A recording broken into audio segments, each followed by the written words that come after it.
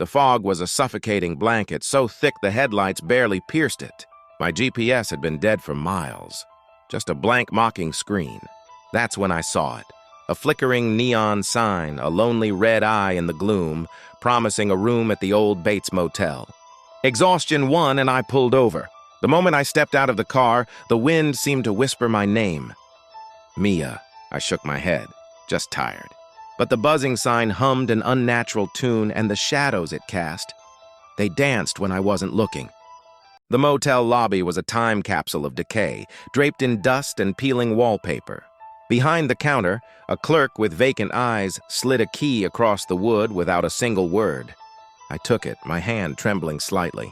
The stairs groaned as I climbed, each step a low, unnatural moan, as if something was stirring in the walls. I unlocked my room and pushed the door open. It was spotless, unnervingly perfect. The bed was neatly made, the air still. But in the center of the floor, a single black stain was slowly spreading across the pristine carpet, growing larger with every beat of my heart. The door slams shut, and the lock clicks with a chilling finality. I spin around, but the room is already changing. The walls stretch and twist, breathing in and out like a living thing.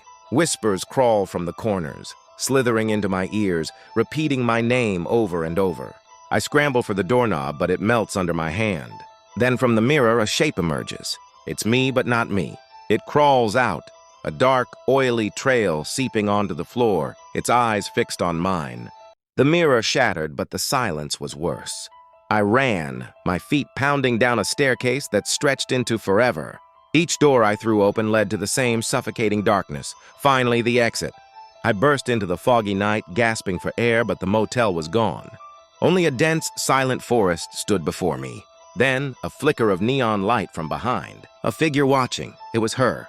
My reflection, smiling from the tree line as the whispers started again. The forest floor feels wrong under Mia's feet, like it's breathing.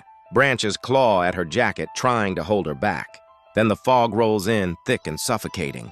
Shapes begin to form in the mist, figures with her own face, mouths open in silent screams. Whispers curl around her, speaking secrets she's buried deep inside. The shadows between the trees start to move together, a slow, deliberate dance closing in. And she realizes they're not just shadows. They're her, all of them. A dim light flickered through the dense fog, a beacon of hope. I sprinted toward it, my lungs burning, until a rickety cabin appeared. I burst inside, slamming the door, my heart pounding against my ribs. It seemed ordinary at first, just a single room. But the walls, they were covered in photographs of me. In the motel room, in the forest, even moments I couldn't recall. In one, my face was twisted in terror, but my eyes were just black, empty voids. A cold hand brushed my shoulder. I spun around, no one was there. The old music box in the corner creaked open. Inside, a tiny, perfect ballerina spun, but it had my face. Mia. Whispers swirled around me, not in my head, but from the walls themselves, chanting instructions in a language I felt but couldn't understand. The tiny Mia in the box raised its arm, and a moment later, my own arm lifted against my will. I had to stop it. I lunged, ready to smash the box, but as my hand came down, it multiplied. Hundreds of tiny Mias, all staring, all moving, filled the cabin. This wasn't a haunting. The forest was consuming me, creating echoes of my fear, and I was becoming one of them. The light was a lie.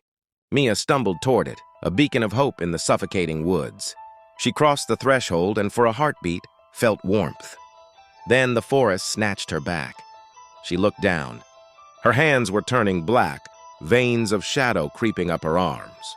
Her reflection peeled away from her body, its smile a silent scream. As the mist coiled around her, she saw them, countless faces in the trees, in the fog, all with wide, empty eyes. Her own scream joined theirs, another lost voice in the eternal waiting dark. The old forest path was Mia's shortcut home, but tonight the fog was so thick she could barely see her own feet.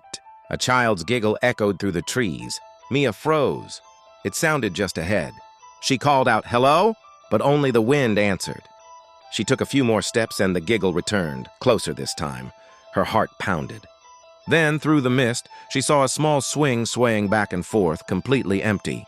The giggling was right beside her now, a cold whisper in her ear. She never took that shortcut again.